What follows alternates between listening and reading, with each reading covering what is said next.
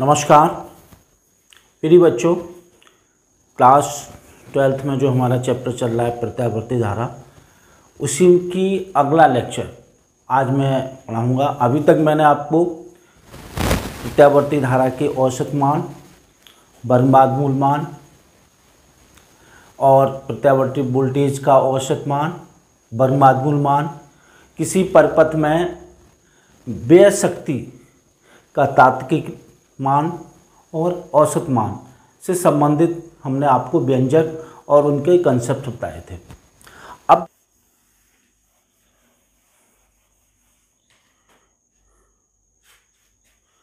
इसको देखिए, ये सर्किट है,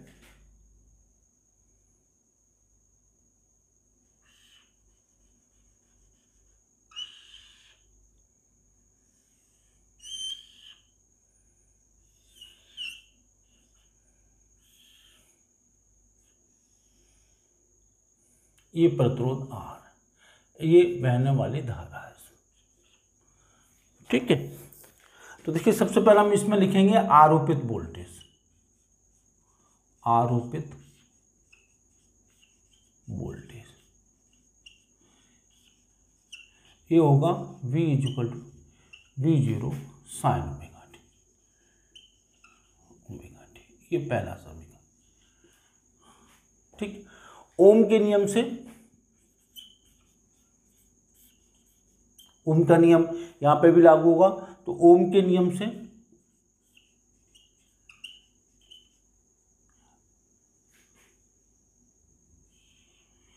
से इसमें हम धारा और लिख लेते हैं, प्रत्यावर्ती वोल्टेज और प्रत्यावर्ती धारा।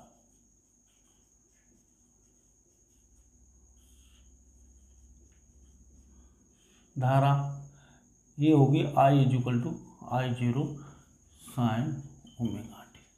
तो देखिए ओम के नियम से इसमें प्रतिरोध जो होगा, वो धारा जो होगी वो होगी धारा I बराबर V/R, V/R। तो I बराबर V0 R sin omega T, और ये होगी हमारी I0। तो ये चीज़, वही चीज़ निकल के आ जाएगी I0 sin ओमेगा टी, जो हमने यहाँ लिख रखी है। तो इस तरह से धारा जो होगी वो होगी I = I0 sin omega T, ये हमारा दूसरा समीकरण हो गया।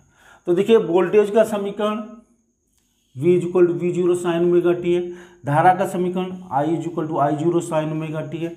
तो इससे ये स्पष्ट हो रहा है कि ये दोनों समान कलाम होंगे। तो अगर हम ग्राफ प्लॉट करते हैं तो हमारा ग्राफ इस तरह से आता है, इस तरह से। देखिए ये तो हो गई हमारी धारा,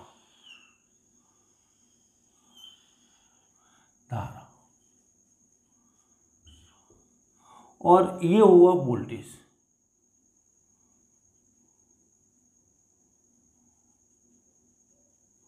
ये वोल्टेज हुआ V और R। दूसरा हम इस तरह से भी लिख सकते हैं, ये रहा V फेज डायग्राम और ये रहा R। दोनों ही समान कलाम होंगे, और इसमें जो रुकावट होगी, जो प्रतिरोध होगा, वो इसको हम ऐसे लिख सकते हैं, प्रतिरोध R बराबर V/I बराबर VRMS IRMS बराबर V0/I0। इस तरह से हम इसमें जो उत्पन्न रुकावट पैदा होगी वो होगा केवल प्रतिरोध। अब इसमें हम ये देखते हैं कि परिपथ में तात्कालिक शक्ति क्या होगी। देखिए तात्कालिक शक्ति या तात्क्षणिक शक्ति, तात्कालिक शक्ति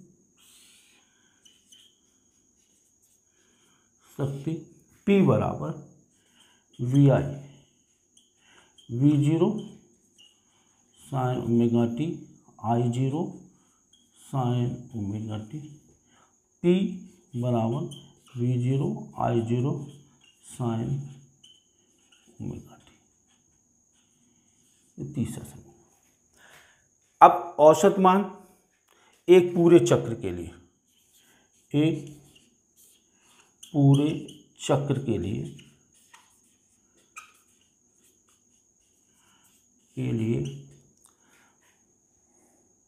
व्यय शक्ति का औसत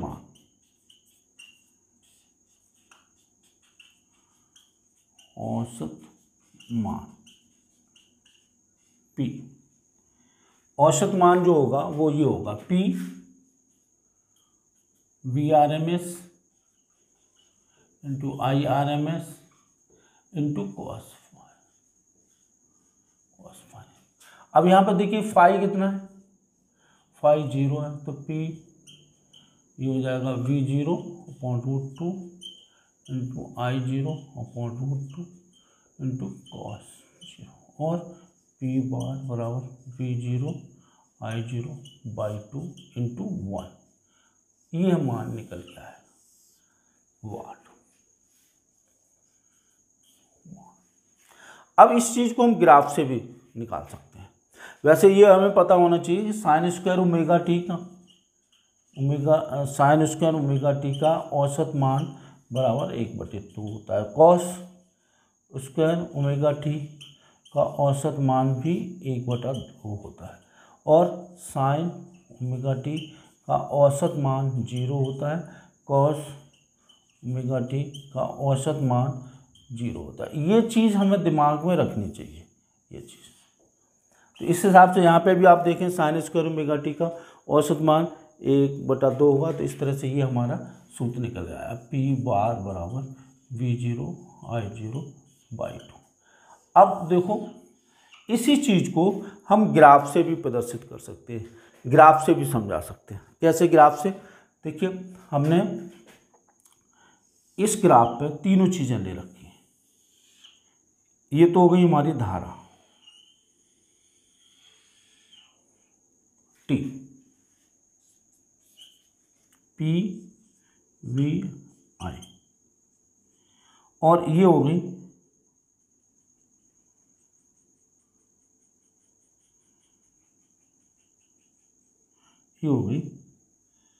ये तो धारा, और ये हो गया वोल्टेज। अब हम लेते हैं इसमें आपका व्यय शक्ति। देखिए यहाँ से आता ये है T/2, ये है T।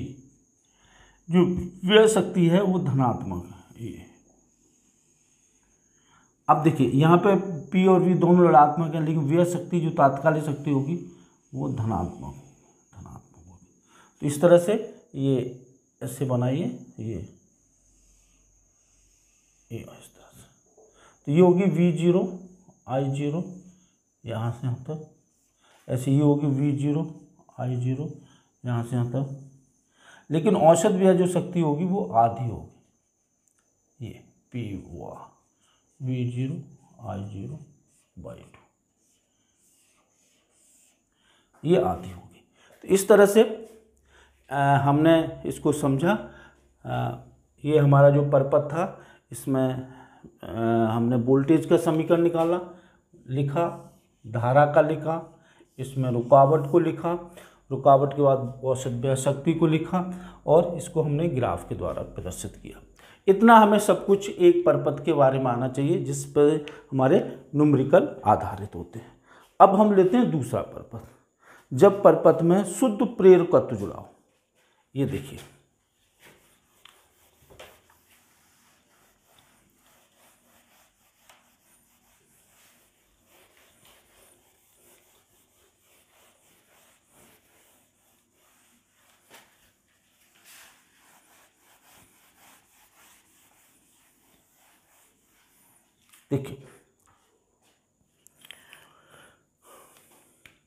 दूसरा है हमारा परपथ, जब परपथ में शुद्ध प्रेरकत्व जुड़ा हो। इसको हम ऐसे दिखाएंगे,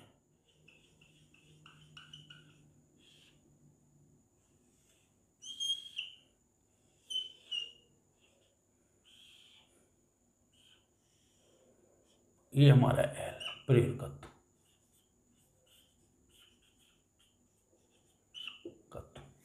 अब हमने इसमें माना परपथ में बहने वाली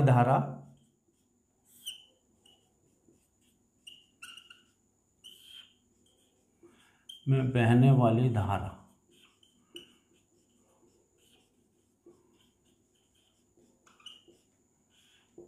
ये है I = I0 sin omega T, ये पहला समीकरण।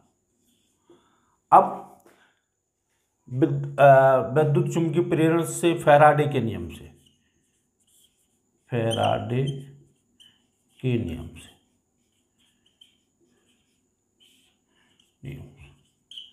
अब इसमें क्या होगा, यहाँ पे प्रेरित विद्युत भागबल किसके बराबर होगा? प्रेरित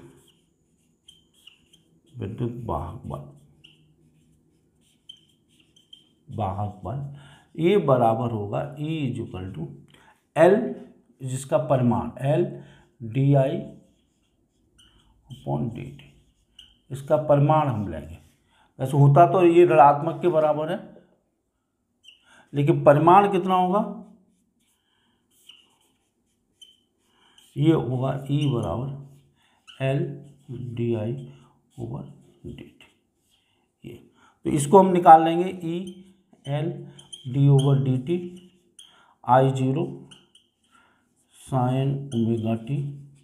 तो इसको हम जब सॉल्व करेंगे तो L I0 cos omega T upon, इसमें ओमेगा का गुणा और हो जाएगा इनटू ओमेगा, तो ये हो जाएगा omega L I0 cos omega T.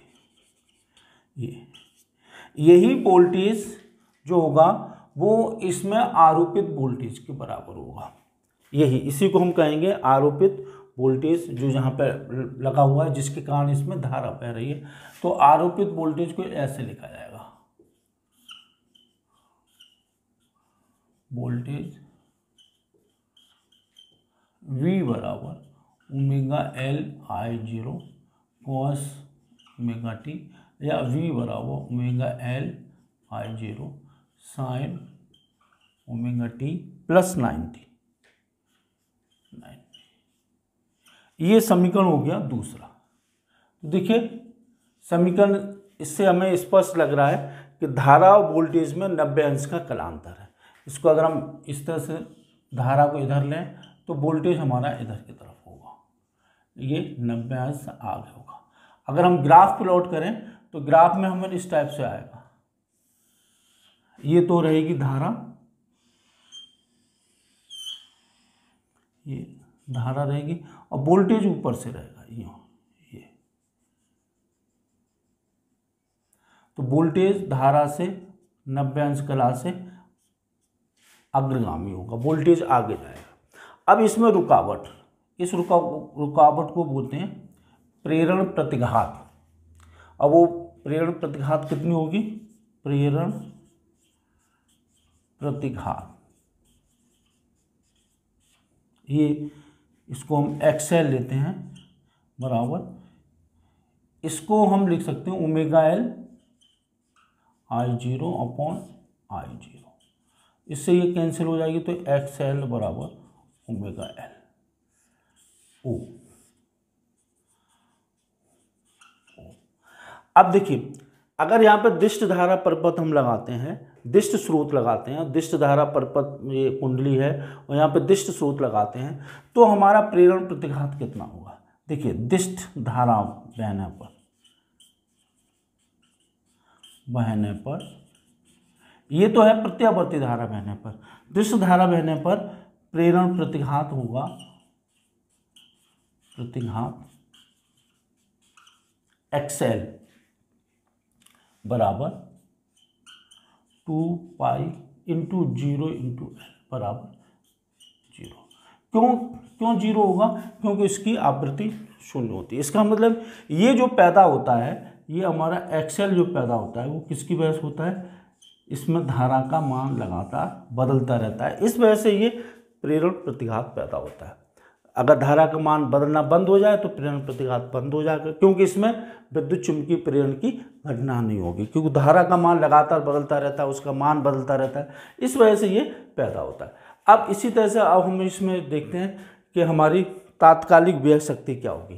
तो देखिए तात्कालिक व्यय शक्ति,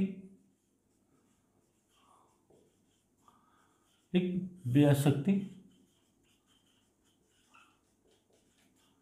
ये होगी P बार बराबर V इंटू आई, अर्थात V0 sine omega T plus 90 into I0 sine omega T.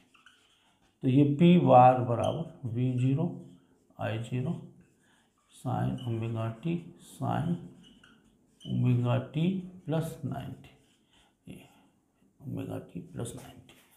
अब औसत व्यय शक्ति एक पूरे चक्र के लिए ये होगी V R M S into I R M S into cos phi. आपको ये दिख रहा है यहाँ पे फाई हमारा कितना है 90 अंश, 90 अंश कालांतर। तो ये हो जाएगा V 0/√2 I 0/√2 इंटू कॉस 90 बराबर 0। इस तरह से ये 0। इसमें औसत व्यय शक्ति 0 होगी तो परपथ में बहने वाली धारा को हम बोलेंगे वाटहीन धारा। परपथ में बहने वाली धारा जो होगी वो वाटहीन शक्तिहीन धारा होगी। पथ में बहने वाली धारा को वाटहीन या शक्तिहीन धारा कहते हैं। अब इसी बात को हम ग्राफ से भी प्रदर्शित कर सकते हैं। देखिए ग्राफ से हम कैसे प्रदर्शित करेंगे, ये देखिए ये इसमें ये हमारी धारा होगी,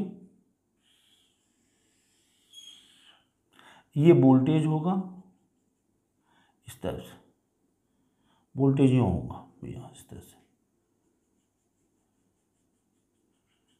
ये वोल्टेज होगा, ये धारा, ये टी। अब पी वी आई, अब देखो आदि इस चक्कर में P धनात्मक होगा यहाँ से यहाँ तक, कि दोनों धनात्मक, दो तो P धनात्मक होगा, यहाँ एक धनात्मक एक ऋणात्मक है तो ये ऋणात्मक, फिर ये दोनों ऋणात्मक है तो P धनात्मक होगा ये, और फिर यहाँ पे ऋणात्मक। तो देखिए दो बार धनात्मक हुआ दो बार ऋणात्मक हुआ तो औसत जो P होगा वो हमारा 0 होगा।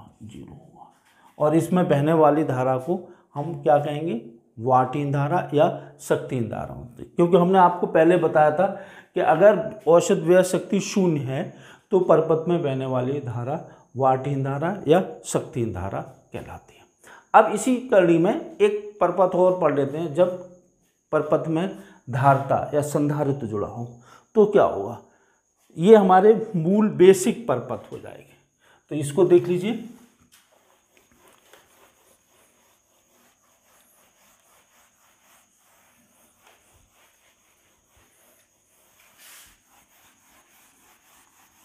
देखिए जब परपथ में संधारित्र जुड़ा हो, ये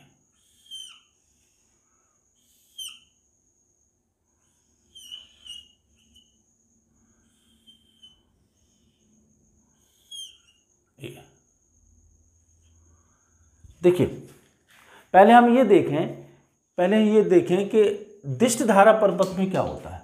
ये देखिए ये है संधारित्र और ये हमने यहाँ पे धारा दिष्ट धारा स्रोत लगा रखा है यहाँ पे। इस स्थिति में क्या होता है, इसमें धारा बहती या नहीं बहती, तो देखिए केवल ये इतने समय के लिए बहती है जब तक संधारित्र हमारा आवेशित नहीं हो जाता। जैसे ही संधारित्र आवेशित होगा, ये संधारित्र आवेशित होगा, इसमें बहने वाली जो धारा है वो शून्य हो जाएगी। बहुत अल्प समय के लिए धारा बहती है, बहुत अल्प समय। तो इसमें जो हमारा Q होगा वो होगा CB, ये नियत रहेगा, नियत। तो इस वजह से I बराबर क्या होगी DQ अपॉन डी टी बराबर d/dt CV, और ये हमारा शून्य हो जाएगा। कहने का मतलब है बहुत लंबे समय तक धारा नहीं बहती, बहुत अल्प समय के लिए, जब तक इसकी प्लेटें आवेशित हो जाती हैं। तो ये तो हमारा रोल रहा दिष्ट धारा परिपथ में। दूसरा हम ये भी कह सकते हैं, क्योंकि यहाँ पे हवा होती है तो हवा का प्रतिरोध जो होता है वो अनंत होता है, तो ओम के नियम से भी I बराबर V/R, तो V/∞, तब भी हमारा धारा का मान शून्य होगा। मतलब बहुत लंबे समय तक इसमें धारा नहीं बह सकती। लेकिन यहाँ पे देखिए, यहाँ पे क्या हुआ, यहाँ पे हमने क्या किया, आरोपित वोल्टेज जो लगाया वो हुआ हमारा V/V0 sin ωt। तो आरोपित वोल्टेज को हम यूँ ले रहे हैं, आरोपित वोल्टेज बराबर V/V0 sin ωt। किसी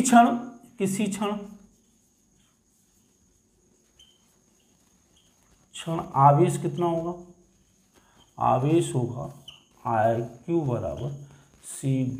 C क्या है, इसकी धारिता है, धारिता, तो ये हो जाएगा CV0 sin ωt। ये अब धारा, प्रत्यावर्ती धारा